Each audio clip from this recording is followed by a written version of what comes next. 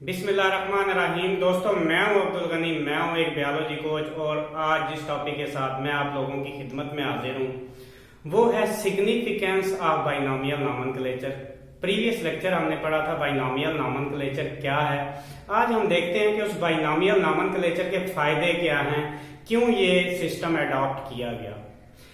जो सबसे इसका पहला फायदा है वो ये है कि कंफ्यूजन कॉज नहीं करता। बाइनोमियल नॉमेनक्लेचर कंफ्यूजन से बचने में मदद देता है।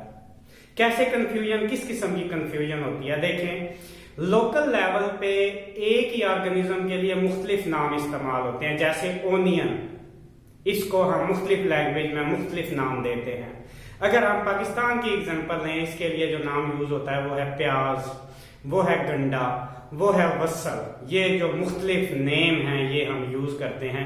ये एक ही जानदार के लिए मुख्तलिफ नेम है। ये सिर्फ पाकिस्तान की बात है, और अगर आप पूरी वर्ल्ड की बात करें तो एक प्याज के लिए पता नहीं कितने नाम जो है वो यूटिलाइज होते हैं। तो इस कंफ्यूजन से बचने के लिए बाइनोमियल नॉमेनक्लेचर का मेथड अडॉप्ट किया गया, जिसमें एक जानदार के लिए पूरे वर्ल्ड के अंदर साइंटिस्ट एक ही नाम यूज करते हैं। और प्याज के लिए वो वर्ड है एलियम सीपिया।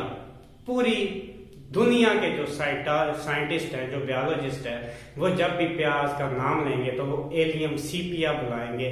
तो इस तरह कंफ्यूजन नहीं रहती। इसी तरह एक और कंफ्यूजन ये भी थी कि मुख्तलिफ इलाकों में जो ऑर्गेनिज्म है, मुख्तलिफ ऑर्गेनिज्म, उनके लिए सेम जो है नाम इस्तेमाल किया जाता था। जैसे रेवन जो पहाड़ी कौवा होता है, और हमारा जो क्रो है मैदानी इलाकों में पाया जाने वाला क्रो और रेवन, इसके लिए ब्लैक बर्ड जो है मुख्तलिफ इलाकों में यूज किया जाता है। ये दोनों मुख्तलिफ जानदार हैं।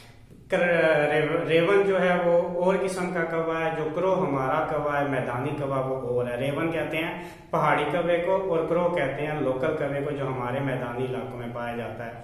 तो बहुत सारे इलाकों में ब्लैक बर्ड, इनके लिए सेम ही नाम इस्तेमाल किया जाता था, जबकि ये दो मुख्तलिफ जानदार हैं। तो ये भी एक कंफ्यूजन थी। तो ये दो कंफ्यूजन जो हुई, इनसे बचने के लिए जो है साइंटिफिक नेमिंग बाइनोमियल नॉमेनक्लेचर का तरीका अडॉप्ट किया गया।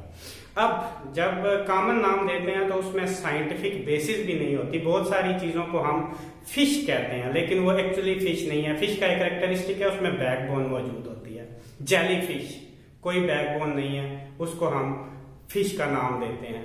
इसी तरह क्रे फिश, वो वर्टिब्रेट नहीं है, उसको भी हम फिश का नाम देते हैं। तो इस तरह जो कॉमन नेम है उसकी साइंटिफिक बेसिस भी नहीं होती।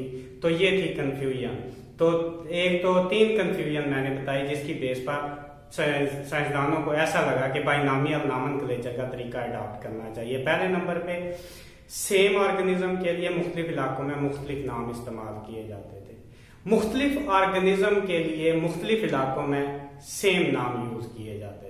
और तीसरे नंबर पे जो कॉमन नेम है उसकी कोई साइंटिफिक बेसिस नहीं होती।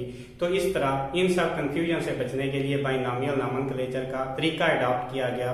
और इस तरीके से साइंटिस्ट जो है वो किसी एक जानदार को पूरी वर्ल्ड में एक सेम नाम देते हैं, जिससे कोई कंफ्यूजन नहीं होती। तो ये थी सिग्निफिकेंस बाइनोमियल नॉमेनक्लेचर का तरीका अडॉप्ट करने की जो बेसिस थी वो ये कंफ्यूजन थी। इन कंफ्यूजन से बचने के लिए बाइनोमियल नॉमेनक्लेचर का तरीका अडॉप्ट किया गया। बाकी हम देखेंगे नेक्स्ट लेक्चर के साथ। आज के लिए इतना ही।